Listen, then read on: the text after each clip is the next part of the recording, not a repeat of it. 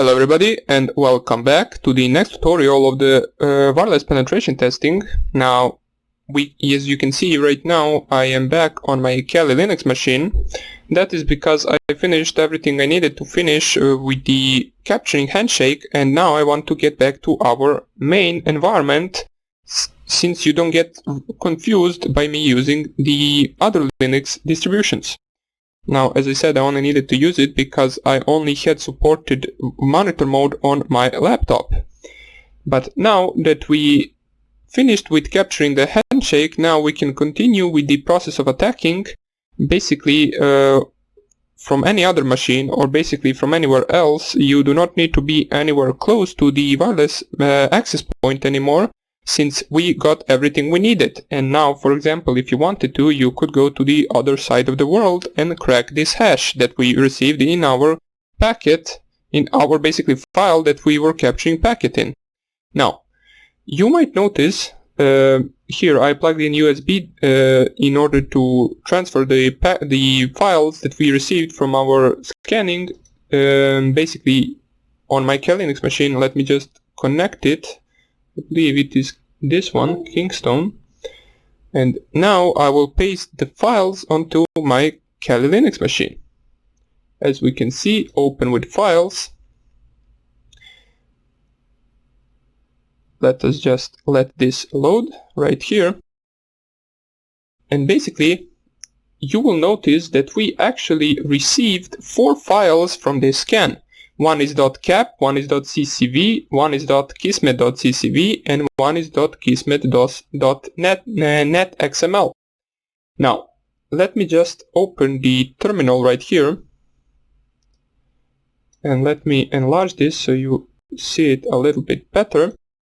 Now, out of all these 4 files, let me just first transfer them to the root section. So we will do that with move command. So move scan .cap, scan ccv, scan ccv, and scan, and we want to move it to the root directory. And as you can see, you can also move all 4 files with one command, as I did right here. And now I will eject this USB drive. Eject anyway. We don't need it anymore. So let me just enlarge this terminal right now, clear the screen, and go to the root directory. And as we can see right here, there are the 4 files that we received from our scan. Maybe it would be good if we put them in another directory. So let's make a directory called handshake, and then let's move all of these once again.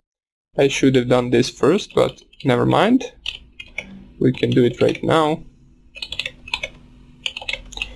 And the last one, which is Kismet.netxml, and we want to move it into the handshake directory. Let me just name it like that. Wait, handshake, okay. And now if we change our directory to the handshake directory, we should have these 4 files right here. Now, you might ask yourself, now what do we need 4 files for? We only specified in the command to write it to one file. Well, basically the only file we actually need from all of this is the scan.cap file, this one.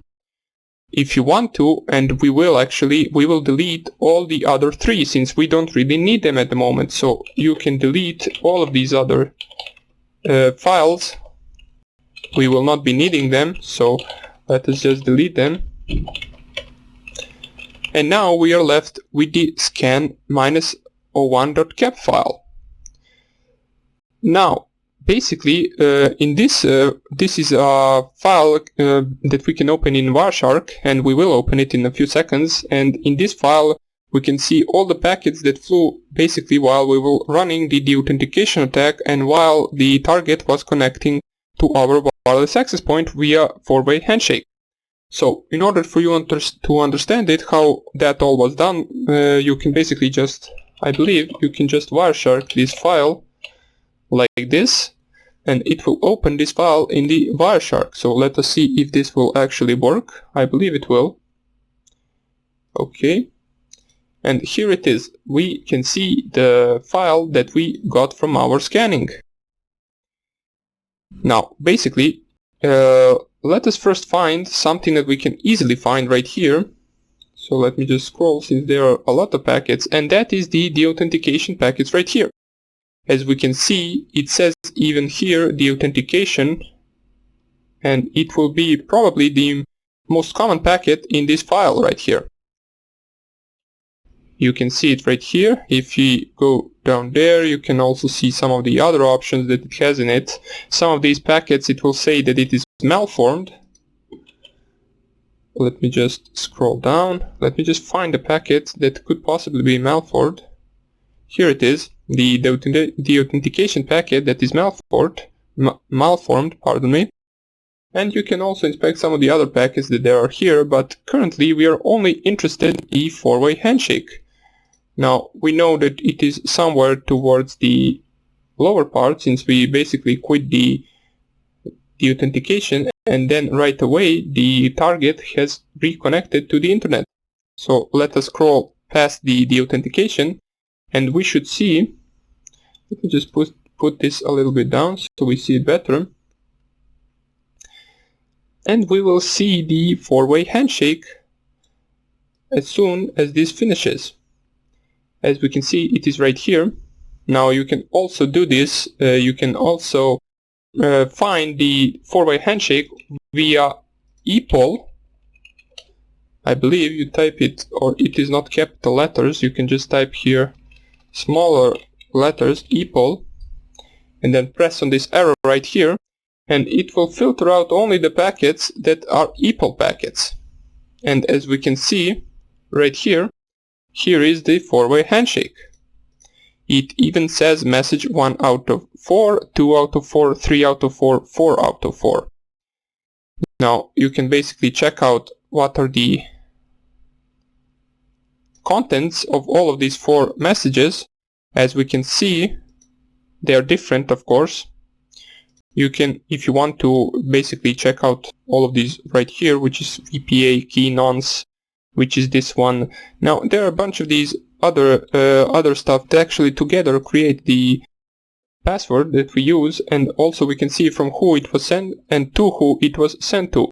Now this right here, the Huawei, is basically my router, and this right here is my mobile phone.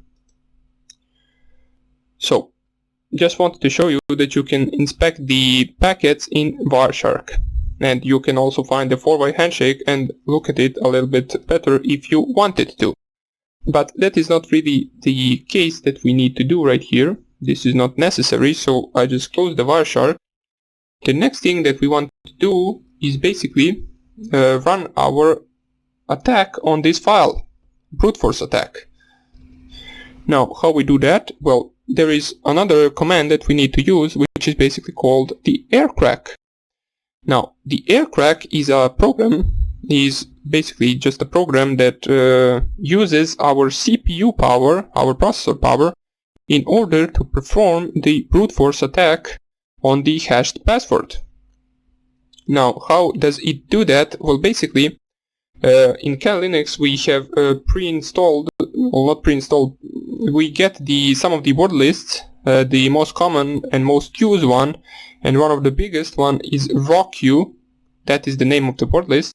It comes with around, I believe, 14 million passwords or something like that. Not really sure the exact number, but the thought behind this attack is basically that it hashes all of those 14 million passwords, and it compares the hash to the hash of the password that we received from our .cap file. And if the hashes match, the aircrack will prompt us with the key found message, and it will give us the password in plain text if it is found in that word list. Now, I will show you how to run that attack. Basically, you will need 2 things. One of them is this file that we received, which is scan .cap file, or whatever you named it, .cap file, and you will also need any word list you want to use. Now I will use the RockYou word list since it is one of the biggest ones. Let me just find it. I'm not really sure where it is. It is in the user share word lists. Okay. So we go to the user share word lists. Word lists is a directory, so cd. Oh yeah, I didn't specify the cd. So user share word lists. And if I ls right here, you can see the rockyou.txt.gz. Now this .gz means that this file is basically zipped, so we need to unzip it. Now let me just remember how do we do that.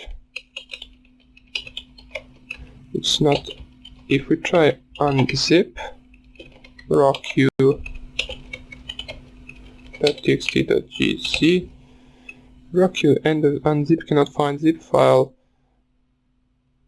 Let's just see how we can unzip this.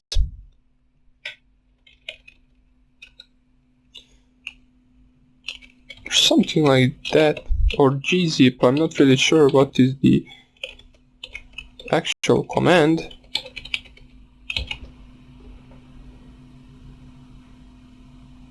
Yeah, gzip is to zip it. We want to unzip it. So I can just search right here, since I forgot the command, but it's okay. Basically you will forget some of the commands a lot, and all you need to do is basically just search it in Google. So sorry, we're having trouble getting a page, but start new session, and let me just turn on, in case I have my burp suit from the previous